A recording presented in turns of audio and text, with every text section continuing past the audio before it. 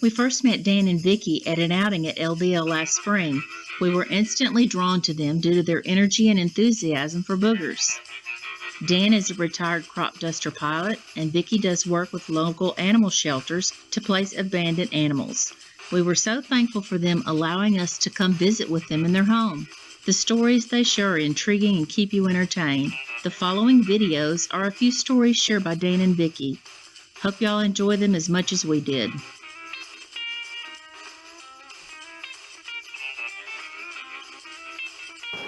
But I remember when Kelly rolled in there, you'd have had to know her, right? She was stuffed males. She said, "Come here."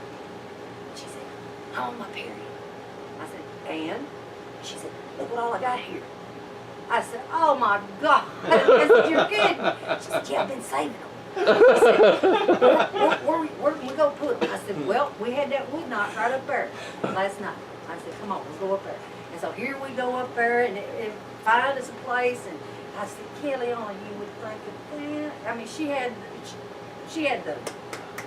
the big ones. And I'm like, "Oh my God." So yeah, she'd been saving. And then, like I said, every time we'd go anywhere, Kelly, let's leave our marker.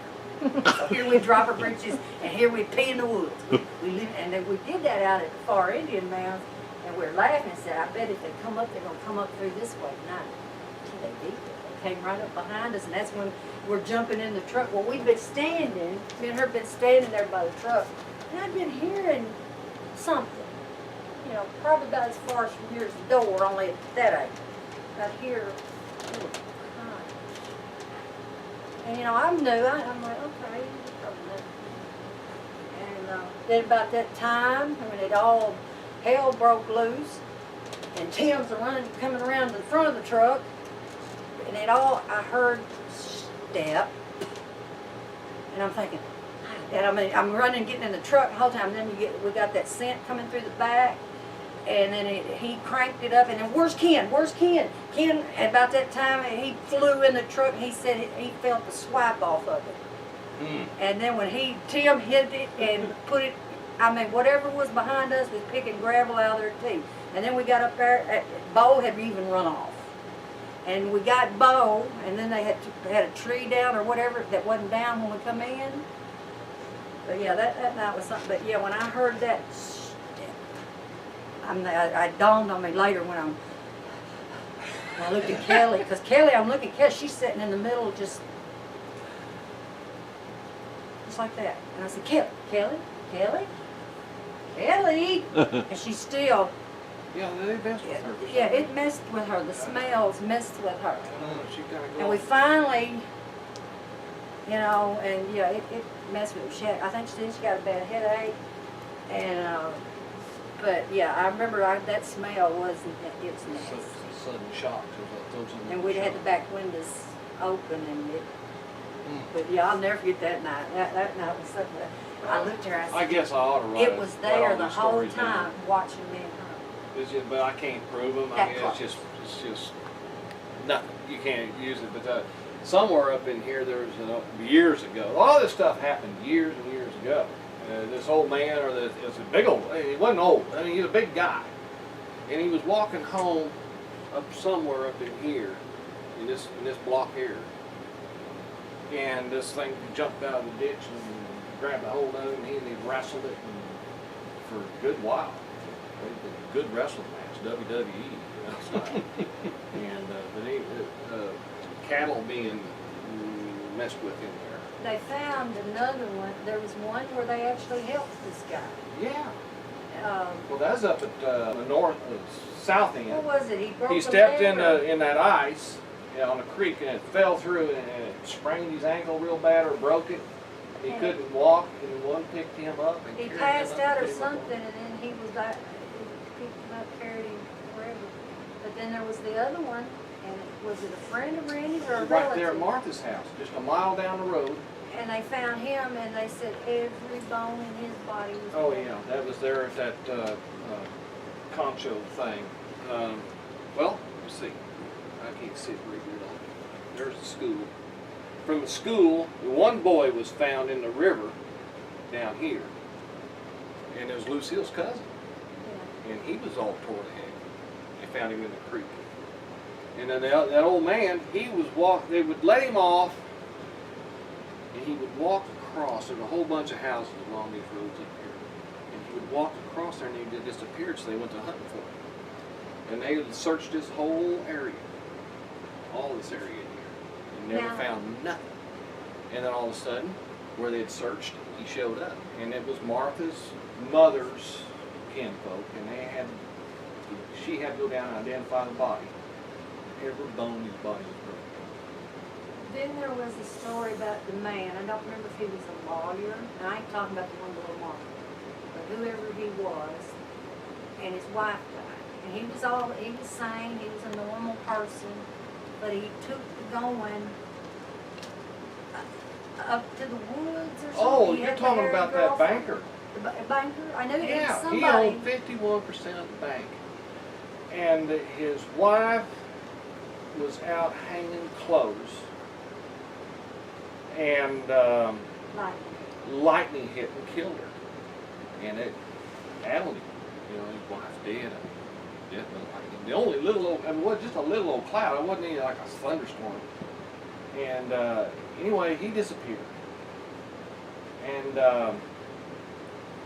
they searched for him and never found him. And it was a year, or was it 2 years later? Sometime spring like that. He shows up. And he's all kind of disheveled. Disheveled and, you know, really not hair looking. out. You know, broke. And he was in the fabric store there in Anadarko. Yeah. And he says, I want some of that cloth there. And he says, well, how much do you need? And he looked around, there was a big, heavy-set Indian woman. He said, oh, something about like that. And so they pulled it off and disappeared. And the rumors around town, he lived in the kids' stories, you know, that they tell kids that he was living in a cave with a panther. Yeah. Yeah. And this is from Paula Savage, the newspaper lady. She was asking about this because she got interested through me and CJ. And the family says, don't laugh. He's not living with a panther, it's a babu woman. I don't know, but that's what they tell me. Oh Lord, I'm trying to remember. There's just so many. Oh, like I say, I could go for, The one. I could write a book. Whenever Paula got involved and All done the an article, stories. she had like over 200. Yeah, is that article people. there? And that's Lois Lane. Yes. Or actually her name is Jane. They Her had, mom and dad owns a newspaper, and she's reported. she Yeah. had got like 200 Oh, I can people show you calling something. her of encounters and sightings. And I remember CJ, he was over the house laughing. He said, one of them, it happened not too far here from you. And I'm like, what? And it was this woman, like in her 50s. She lived alone, had her little farm. She took care of the farm. She went out to feed the animals. And it was a male and a female, and the male got her. And of course, she's laid there, and said the female, he walked along, the female come over and rolled her over, you know, see if she's okay. And then they walked on off in the woods together. And that was one of, the sheriff's department was cooperating with her. To a point. To a point. Now, this And then they got to where they wouldn't, but because these were reports, this came from the sheriff's department on this one. She called the sheriff out there, and he said, ma'am, what do you want me to do? He said, it ain't like I can go and arrest him. He said, if I go back and tell this to my superiors, they're going to think I'm He won't get nuts. reelected either. Yeah, you know, and what do you want me to do? It's not like I can go arrest him. Well, here's a funny story here that Martha's even told me, and Paula's told me. This is a little place that it's just a name. They got a lot of names out there. This is called Square Top. And there's a little convenience store right there. And this was back during, I wish I knew what time frame it was. It must have been the 60s. Or it might have been even earlier. It might be the 70s. I don't know. But an Indian boy had left and he was, you know, running it through the gears going down this road right here. And I don't know where it happened at. It might have been, I'm assuming where the trees are at.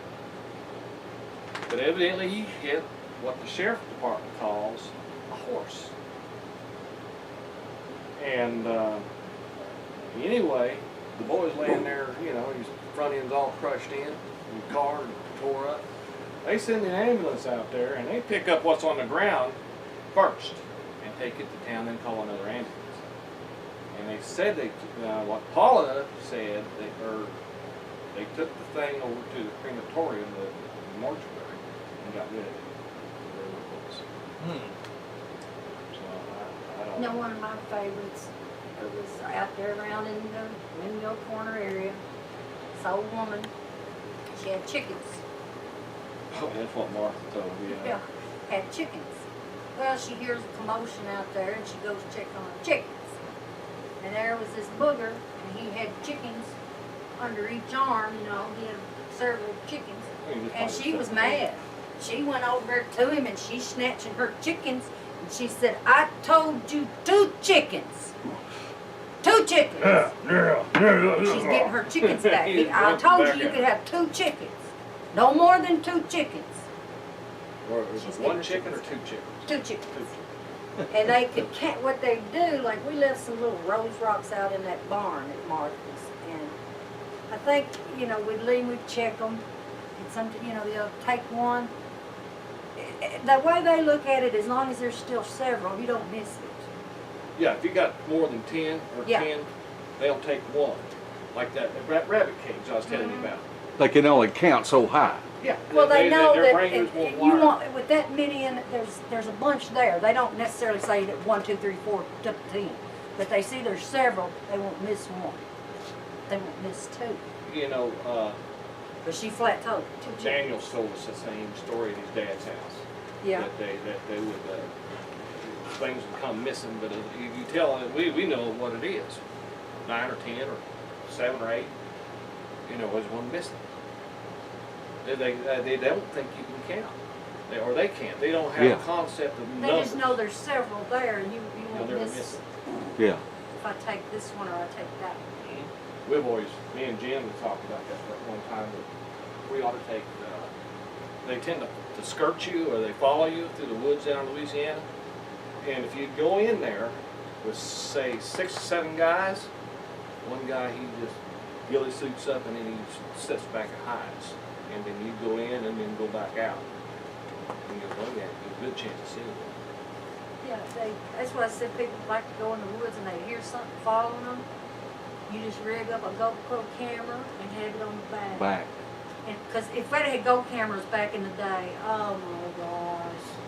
Oh, I think GoPro. Yeah, it's GoPro very cameras, tiny. I think they'll take the place of Actually, it would have been cool if we could have put one of the Go cams down at the bottom, up in the tree, because it's so tiny, you could probably disguise it and they'd not see it. And I always thought, the boogers are always looking here, but if you can manage to get it way up there, they're not necessarily looking at it, but you can have it up pointing down. Yeah, to have a Go camera back in the day, just put it back there and you have it hid real good, and you just kind of stop, never look back, just kind of stop, because then they don't, she don't fall. They're You'd like to fascinating. get all kinds of footage in the rear.